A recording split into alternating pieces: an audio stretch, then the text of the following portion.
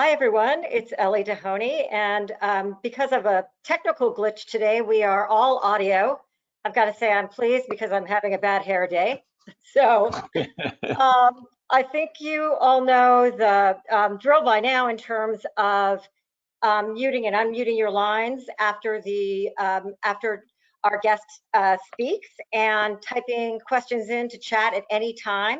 We'll save questions for the end, and if you're dialing in by phone, you'll need to hit *6 when we get to the Q&A if you'd like to ask a question live, quote unquote. So our guest speaker today is Dr. Eliseo Pérez-Stable, the director of the National Institutes on Minority Health and Health Disparities. I don't think I need to give an introduction. I just think we are so really privileged to have Dr. Pérez-Stable join us at such an important time, and I'm going to turn it right over to you. Thank you so much. Thank you very much for the invitation and the opportunity to speak to this really important group that is a strong ally of NIH and advancing science. This is my finishing up my 5th year at NIH, so I still feel like relatively new, but I don't think that's really real anymore, and especially with everything that has happened in the last 6 months or so with COVID. NIMHD, as you are aware, is one of our smaller institutes. We're the 2nd smallest institute after nursing, although Fogarty and NCCH are also smaller than we are. But we do have an NIH-wide mandate, and some of that will come across. So we interact with every other institute at NIH. I'm going to have the next slide. I'll be brief with the definition, so we're all on the same page. We have legislated health disparity populations that were, when we were created in the year 2000 as a center initially. Racial ethnic minorities as defined by the Office of Management and Budget, or the census. Less privileged socioeconomic status of any race, ethnicity, and that's my way of referring to poor people. Anyone who lives in underserved rural resident area. And again, we're interested in those individuals who live in rural areas and are therefore a disparity for that purpose. In 2016, through a long vetting process initiated by Dr. Tabak and others at NIH, we declared sexual and gender minorities as disparity population for NIH research purposes. And then we define a health outcome that is worse in any of these populations compared to a reference group as a health disparity. So not every difference is a disparity. We also embrace the notion that social disadvantage that results in part from being subject to discrimination and from being underserved in healthcare contributes to health disparities in all these groups as a common theme. Next slide. These are the race ethnic groups as defined by the US Census. You're all familiar with them. These are the terminology that we use and the way we categorize the 4 racial groups of African American, Asian, American Indian, or Alaska Native, Native Hawaiian, or Pacific Islander who are not Asian, and whites, and then the 1 ethnic group recognized by the census, which are Latino or Hispanic. The more than one race category in 2010 had 2.6% of individuals identifying as such. We'll see what happens in 2020. I have reason to think that that number will go up. Next slide. Why does race matter? A question I get not infrequently. Many reasons, but here's a simple one. It predicts life expectancy. Whites live longer than blacks, and both men and women. Actually, women live longer than men, and we've known that for a long time. And then Latinos, who the only other group for which we have national data, live longer than either whites or blacks, and you can see for either gender. Asians would probably be in that same category, and if we had good national data for American Indians or Pacific Islanders, they would be worse off than African Americans. Next slide. Socioeconomic status is actually a powerful predictor of health outcomes. These are data from the US Household Income Survey, linked to mortality data from the National Center for Health Statistics, data from 2016. And you can see that if you live at the poverty level or lower for a family of 4, $25,000 a year, you're 3 times more likely to die than if your family income, your household income is $115,000 or higher. There's very few things in clinical medicine that predict mortality at this level. Maybe smoking, systolic blood pressure, extreme levels of high cholesterol, and a few others, but not frequently measured or considered by clinicians or researchers in their work with human beings. Next slide. So our research framework tries to capture the complexity of what predicts health outcomes in this model where race, ethnicity, socioeconomic status we see as 2 pillars that help explain outcomes. Not always the only answer, obviously, or even a significant answer, but in this complicated matrix of what factors may be involved, it includes biological and behavioral, as well as the physical built environment and the social cultural environment, how people interact with each other, and how you interact with the healthcare system, particularly if you have chronic disease. And then across the levels of influence of individuals, communities, or interpersonal connections, and societal or structural ones. And I think all of these factors are to be considered in this sort of roadmap that we've created for our scientists. Next slide. NIMHD has had a number of funding opportunity announcements. Most of these are not set-asides, but they are actual program announcements. I list them here just for information. The post-disaster impact and management of diabetes and health disparity populations are cleared by our council, but not yet published as RFAs. We do have, or as program announcements. We do have collaborations with other institutes. Lung cancer and liver cancer were done in collaboration with NCI. Sleep disparities was done in collaboration with NHLBI. And immigrant populations is signed on by several other institutes. Next slide. In 2020, we focused on maternal morbidity mortality as this came to the attention of congressional leaders, as well as those of us who follow these kind of issues. African American women and American Indian women have a 2, 3, up to 4 times fold increased risk of dying from pregnancy related complications compared to white women. Severe morbidity, which is the pathway to mortality, is much, much more common and is actually increased in all racial ethnic minority groups, even though Latina women and Asian women do not have higher mortality compared to white women. Overall, you could say the US has a higher maternal mortality than it should for a high-income country. Next slide.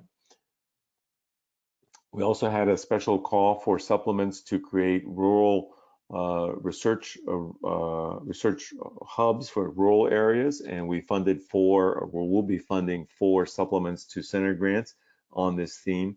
The maternal mortality, morbidity applications already have been submitted and are being reviewed, and we will be funding up to $5 million this fiscal year in grants in that space, in collaboration again with Heart, Lung, and Blood in that effort, as well as the Office of the Director. Next slide.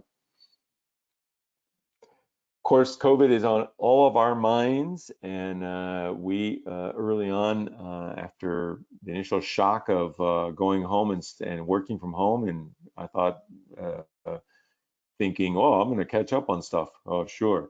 COVID-19 and the perspective of racial ethnic disparities came into light. A number of early reports, and remember Dr. Fauci saying at the national televised briefing in late March about the disparities for African American communities. Since then, these data have been more than reinforced, not only in Chicago, Milwaukee, the Northeast, but also now in the Sun Belt, particularly in the South and in the state of Florida. Data from California more recently have shown that the group that is the highest risk of being infected are the Latino or Hispanic populations, in part because of one of the things that we identified of the need to continue working in public-facing positions.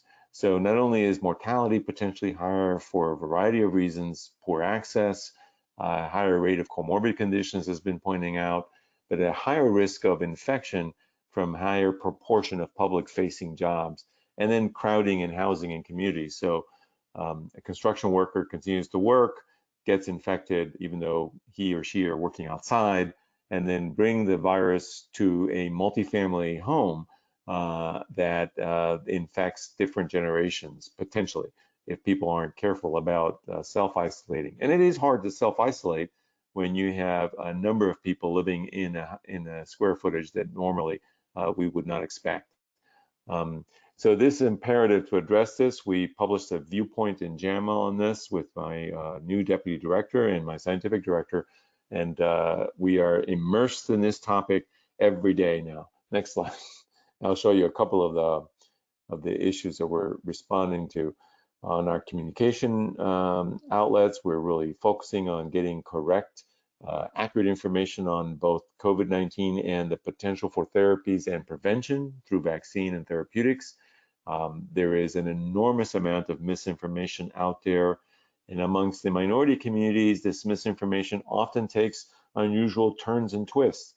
And we need to be addressing these on top of the distrust that already exists with all things government or with the pharmaceutical or biotechnology industry that may already be out there. There's also issues around limited English proficient populations, particularly in Spanish, although it's not the only language. And we do need to make sure that these are updated and excellent materials to disseminate. We are involved since Dr. Collins made the call for us to focus on the science response to COVID. Of course, everyone thought vaccines, therapeutics, genome, all these things happened, but we got together with National Institute on Aging and National Institute on Mental Health, and also the Office of Behavioral and Social Science Research to form a coalition to address what we call the social, behavioral, and economic consequences of COVID-19. This coalition has been meeting on a regular basis. We have a work group. We put out a call for supplements, and we're about to make our first series of funding supplements to existing grants to collect data on COVID. And so we're focusing on both digital and community engaged interventions, as well as adding components to existing longitudinal studies and studying issues around the economic impact of COVID-19. Next slide. We ourselves put out a notice before this coalition took hold, as many institutes did, and we already made funding decisions on this, although we only had about $1 million set aside for these. So these have been made. We were able to fund some additional ones that went to the Research Centers for Minority Institutions or our small business program, since those are already set aside. And then the rest we forwarded to the coalition group, and they will be considering them along with those that came in. Again, looking at issues around policies, community engaged, protective and resilience factors, and how behavior or biological mechanisms may contribute to this. Next slide. Most exciting, though, is what we're calling Radx UP. Dr. Collins testified on May 7th, the Senate Committee on Health, Education, Labor, and Pensions. He mostly focused on the Shark Tank approach to developing new technology, and that is being done and coordinated by NIMHD. And they have done a terrific job of trying to filter through literally hundreds of applications on what's the new technology that we can have.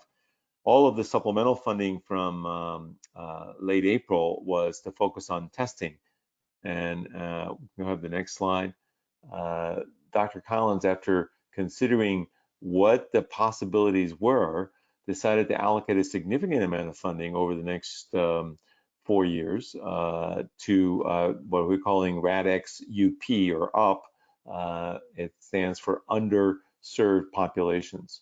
NIMHD and National Institute on Aging and also the Building 1 or the Office of the Director are co-leading this. And again, in an alliance, we have $500 million to award grants to conduct research, implementation research in communities that are underserved to promote testing. We see this as an opportunity to set up data that will be available for potential other kind of research questions related to vaccine uptake or therapeutic uptake in the future, and at a minimum to be leveraged for contact tracing and mitigation of transmission of the virus. We've put out our funding opportunity announcements. Our goal for the whole program is really to focus on what the factors that contribute to these COVID-19 disparities are, and what can we do to reduce these disparities. We have to focus on testing. That's what Congress gave NIH the funds for, the supplemental funds for. But we see that as a gateway to more broadly address these overarching issues of disparities in COVID-19. And testing is clearly a critical place to start and focus on initially. We will then see what happens with the evolution of this epidemic. Our next slide, I think, has more. So I already said the vaccine and therapeutic candidates. Next slide. We're not ready to do saliva yet, although that would be our hope that take home tests and do your own saliva, but we don't see that happening just yet. This will happen in 2 phases. Initial phase, the applications are due August 7th. We will be making awards this fiscal year. So we have a lot of work ahead of us in the next month. And the second phase, it will take in the second and the third and fourth years. Next slide. Our goal is to have both 2-year projects that are larger and 2-year projects that are smaller. And the center grants and network grants will get the larger awards. The smaller grants, R01s, would be eligible for the smaller awards. And one single coordinating center, coordination and data collection center that will function as both a coordination point, but also a data science, a data registry, data housing center, help promote the community engagement approaches that we expect all of our applicants to be already experts at, and then also keep in touch with the technology world to see what the latest technological tests that are available for testing for COVID-19. Next slide. This reiterates the timeline. We do have a small amount of set aside, maybe up to 10 million, to do pure research on these issues. This is in parallel to, let's say, the ELSI program from the Human Genome Project, but it will be primarily focused on these implementation projects to get testing done. And there's the timeline. We do expect phase 2 awards to be made in fiscal year 21 and 22. Next slide. Now, not to end with COVID, NIMHD has been part of this effort to do more harmonization of measures. We started with the challenge of what we call the social determinants of health. Some of these measures are standardized already, such as asking how people's socioeconomic status is, or education, or race, ethnicity.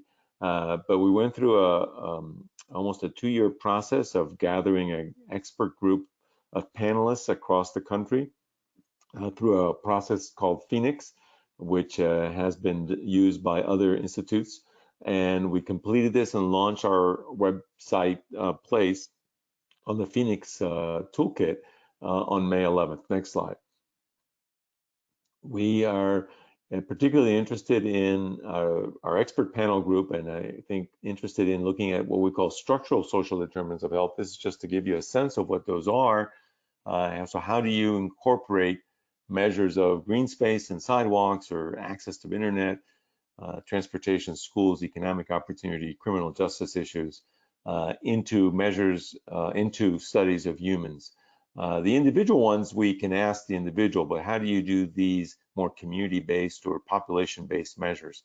And we made an important first step in this direction. We left as many unanswered constructs or categories as we answered. And so I see this as an ongoing effort that NIMHD will continue to work with in collaboration with our colleagues. And the National Library of Medicine in particular is very helpful at this. Next slide. Goes to say that the categorization of racism has been also on a lot of our minds in the last couple months.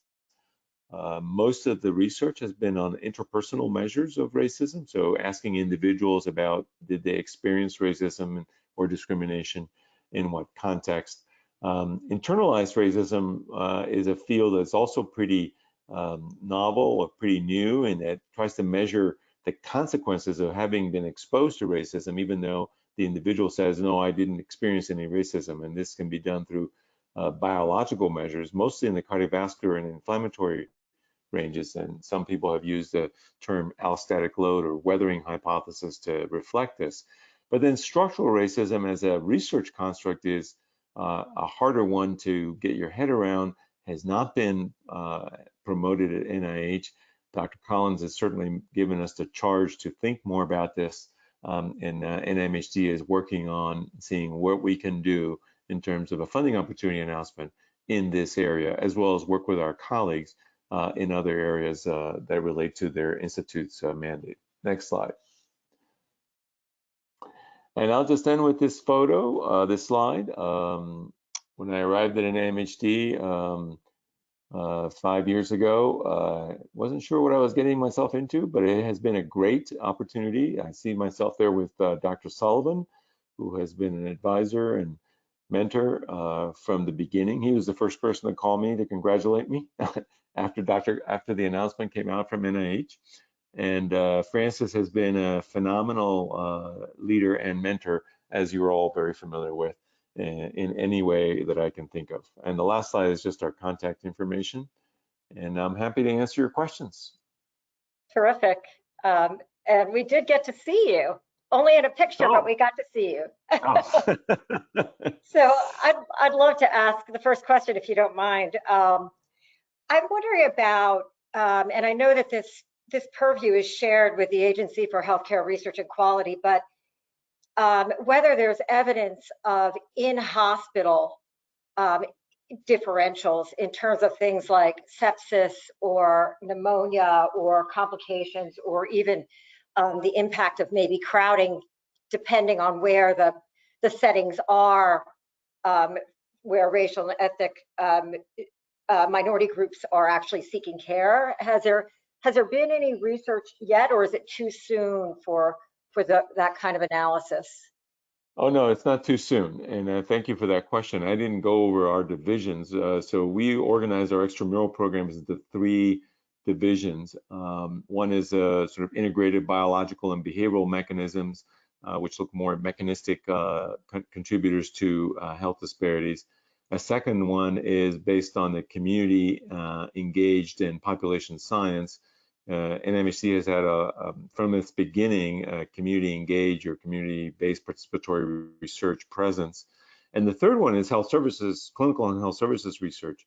As a physician, formerly a primary care doctor myself, I realize that what goes on every day in practice in the clinic or in the hospital or in the emergency room matter, and that sometimes they don't fit nicely into a disease box for other institutes. So I wanted NIMHD to do research in these areas, such as patient-clinician communication or other, we put surgical disparities on there. The work on differential outcomes by hospitals is relatively new. Elizabeth Howell, one of our funded researchers in New York, actually published an analysis looking at maternal outcomes by hospital and found a difference based on the proportion of African American women being cared for in the hospital in terms of maternal outcomes.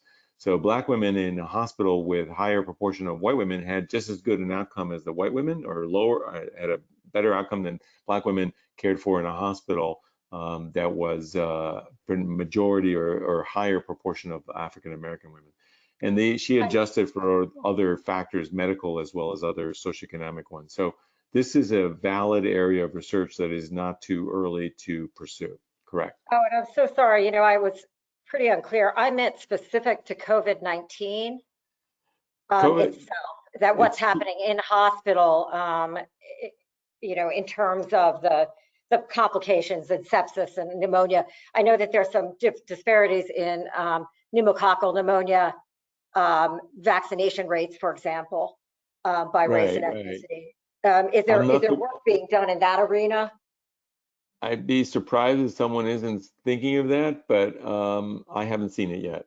I think, the challenge with COVID has been getting complete collection of the social determinants. So we got through age and gender, but we didn't do as well with race ethnicity, although it's now officially mandated by HHS as of this next week.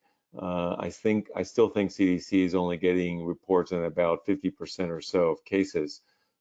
Some areas are doing better. California, I think, has a fairly comprehensive report, but California has only 5 or 6% of the population is African American, although they have a large proportion of Latinos, and they also have Pacific Islanders, which is not a common group to see in other parts of the country. But I think this is a valid question that I don't know if HRQ is pursuing it, but certainly I would expect some of our grantees to be thinking about that in their research applications. Terrific. Let me turn the mic over to Sarah to see if we have questions from our audience, and then we can take questions from the phones themselves. Great, thank you, Ellie, and thank you, Dr. Pérez-Stable. We do have one question here that's going back to your slide on the maternal mortality, morbidity, the R01 grants received. Out of those grants received, how many were funded, and how do we find that information about how many R01s specifically are funded in that area? So we have not completed the review yet, so that's the short answer. The link on the slide does lead you to the funding announcement, so you can see the kinds of issues that we were interested in. This is only step one of what NIH is doing on this topic. It did get displaced a little bit by the COVID crisis, but we're continuing forward with plans for a bigger program to decrease maternal morbidity and mortality in fiscal 21. I expect we will fund between 5 and 10 R01s between the funds that we allocated, as well as Heart, Lung, and Blood and Office of the Director. And the review will tell us which ones are the most valued, and then we will look and make sure we cover different populations and areas of the country. So it's not over yet. Great, Sarah, thank you. Want to open up the phones? I have one more question, but I don't know if we have time. Let's open up the phones and make sure that folks on the phone. I'm also happy to get questions sent to me by email and respond or point you to the right person. Perfect, that sounds great. Be careful what you wish for. That's all right. So are the phones open, Sarah? They are. It's *6 if you want to unmute. I do have other questions in the question box. Oh, I'm sorry. Please go ahead. Oh, that's perfect. There is, I think this will be a two-part question, combining two different questions. One is, how does NIMHD attract diverse populations in clinical research? But also specifically, how is enrollment in the All of Us project doing in context of the pandemic and enrolling underserved populations? So the first question is, how do we attract diverse populations for human research? I think the people who are focused on working with minorities know that it's harder to recruit minorities into research. I myself, we would set up a study years ago. It was funded by an R01 with NCI, and it was to look at issues around mammography screening and perceived risk. And we wanted to study white women, Black women, Latino women, and Asian or Chinese women. And we filled our need for white women first. They were the easiest to recruit with our methods, using a database from our clinical systems, both at the University of California, San Francisco, and our San Francisco General Hospital, and we had to go extra work to get the Chinese women, et cetera. So if you don't have that kind of patience and focus and know that you have to spend resources in it, you just go with the least path of least resistance. Get your sample size and don't worry about it. And I think that's the most common pattern I've seen. It takes more personal contact, I would say, not the usual recruitment methods. Frequently, the minorities want to see the scientist in some way, whether it be on the print materials or in person if it's possible, or nowadays, I guess, through the digital medium that we all are able to project on. As far as All of Us is concerned, they've paused on their recruitment, as you know, because they do have a major face component to their recruitment, although I suppose they're still taking people in for the phase 1 for the surveys. They've done a remarkably good job of diversity in their sample. It's about 50% race ethnic minorities. There are probably some holes that Josh Tenney could identify. I think most of our studies don't have sufficient middle class minorities or middle class Blacks and Latinos. And so I think that that's one area that I'd be looking forward to see All of Us contribute. And there might be also sort of a lack in some areas, subgroups. But for a study that's aiming to recruit 1 million or more, up to 350,000 have been recruited. Having 50% minorities already makes it the most important study on race ethnic minorities in the US. So I can't complain. So we have kept you beyond time. There are more questions. Would you prefer that we send them to you by email? So we know you had a hard stop. You can send them to me by email, and I'll do my best to respond. Yes, a couple other things on your plate right now. So it's, again, I just want to thank all of you who listened in to get our mission out as part of the NIH family. These are stressful times for all of us. I think working from remotely has produced new kinds of stresses for all, our staff and for ourselves. But it's never been more important to really be dedicated to this topic. And I think that under the broad leadership of the different institute directors, we're seeing, we are hopeful, we are expecting to continue to make progress in this public health emergency. So. Well, we're fortunate for your leadership, Dr. Pérez-Stable, and so grateful that you could join us today. And to all our Alliance members, thank you so much for tuning in. I think that's a wrap. All right, thank you very much. Thank you.